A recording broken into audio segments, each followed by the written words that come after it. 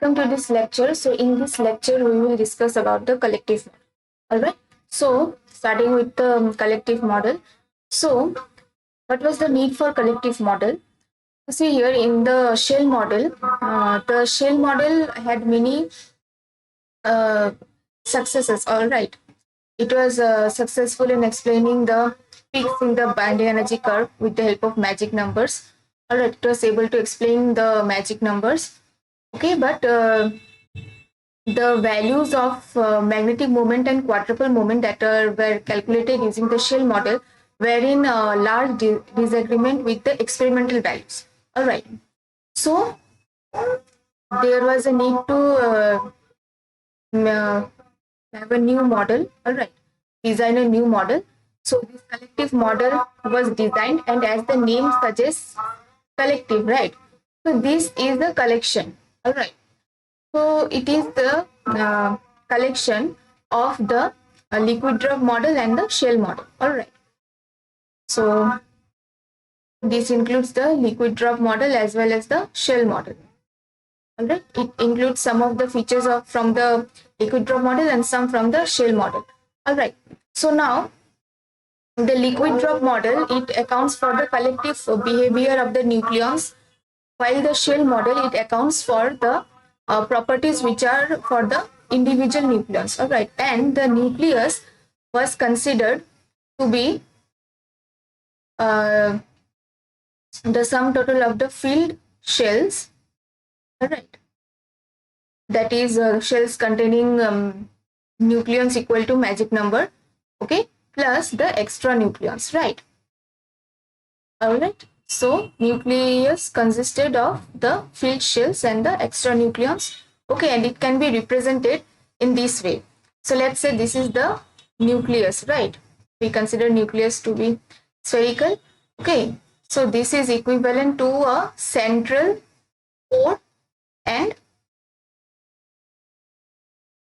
the extra nucleons. All right. So this is the core containing the nucleons equal to magic numbers. All right. And these will contain the extra nucleons. All right.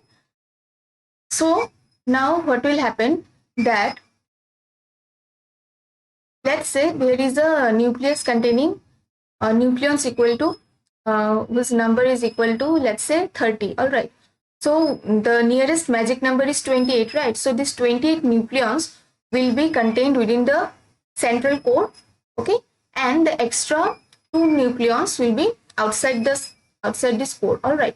And then what will happen that nucleons, they can move, right? They will have rotational motion, vibrational motion. All right.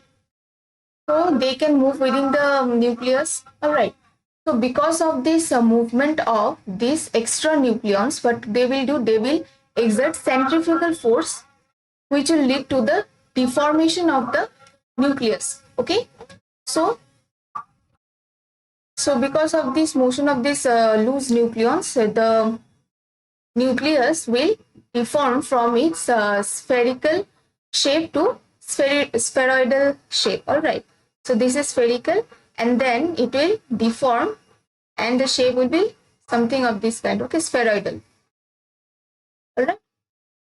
And the measure of this deformation is given by the quadrupole moment, right? So this intensity of deformation will depend on the number of extra nucleons, right? So more will be the number of extra nucleons, more will be the intensity of deformation. All right. And this total energy, it is equal to the sum total of 3 parts, that is E rotational plus E vibrational part plus E nucleons. All right. Which is due to the interaction of protons and neutrons with the proton and neutron excitations. All right. So this part is from the liquid drop model. Okay. And this is part of the shell model. All right. So in this way, the collective model is obtained by merging the liquid drop model and shell model. Okay. So now next, So this deformation can be explained, all right, by this you can say movement of the extra nucleons. Okay, so now the rotation of the complete nucleus will not take place. Okay, only the uh, rotation will be only due to the extra nucleons. Okay, and only the deformed portion of the nucleus will rotation of only the deformed portion will take place. Okay, next the coupling of these extra nucleons with the core may be weak or medium or strong. All right, so the interaction may be weak, medium or strong. Okay, so then for weak coupling, all right, the we consider the vibrational model, and for strong coupling we consider the rotational model. Okay, all right, and so in case of the ellipsoidal nuclei, okay, so this is spheroidal or you can say ellipsoidal. All right, so in case of this ellipsoidal nuclei, the deformation is spherical, okay, with respect to the reflection in a nuclear center. So the if we consider the rotational spectra, that is the rotational model. Okay, so according to the rotational model, the rotational energy of the deformed nucleus is given by h cut square upon 2I j plus 1. Okay, so j is the angular momentum, and in case of nucleus it represents the total spin, right? So now I is the moment of inertia. All right, so the j value will be restricted only to even values and even parity. Okay, because the deformation is symmetric. Okay, for the deformed nucleus. Okay, so therefore it if we draw the energy levels. Okay, so energy levels will be something like this for the rotational spectra. Okay, so ground state will start with 0 plus and it will have only, so Jp values will be even and positive. Okay, so in this way it will go further, only the even values and even parity. All right, so this is the ground state, this is the first excited state, second excited state, and so on. Okay, and these are the only allowed states. Okay, so next if we talk about the vibrational spectra or vibrational model. All right, so now this will also consist of a, okay, so this vibrational model, in case of the vibrational model, the energy levels will be of this form. Okay, so let's say these are the energy levels. All right, and the energy of the various levels will be in terms of h cut.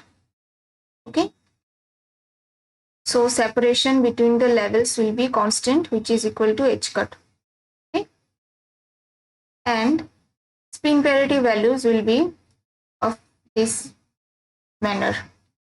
Okay, so next level will have these values and this will continue. Okay, so now this rotational spectra, this may contain, okay, this contains one more term pertaining to the deformation part. Okay, if we consider deformation part, then there will be one more extra term. Okay, so this represents the change in energy levels. Okay, so for that it will be something like this. So let's say if you consider the molecular levels, okay, in this way, right? So there will be certain deformation, and the deformation will change in the energy levels will increase as we move to higher energy levels, okay. So in this way it will keep on increasing, okay. So this is for 0 plus, 2 plus, 4 plus and 6 plus and so on. It will go on increasing, okay. So next, let's see some questions based on this lecture. Okay, so first of all, it is given that for nucleus, this nucleus, okay, Jp value is given 2 plus, state is at 90 kilo electron volt. Okay, so this is the energy for 2 plus state. Then assuming this nucleus to be a rigid rotator, energy of its 4 plus state is, okay, so we know that for nucleus, the states, rotational states, okay, are 0 plus, 2 plus, 4 plus and so on, okay. So after 2 plus, the next state is 4 plus, alright. So we have to find the energy of this 4 plus states. So if we take the ratio of energies of both the states, okay, so this will depend upon j plus 1, right? Because E rotational is proportional to j plus 1 and rest terms are constant, okay, for particular nucleus.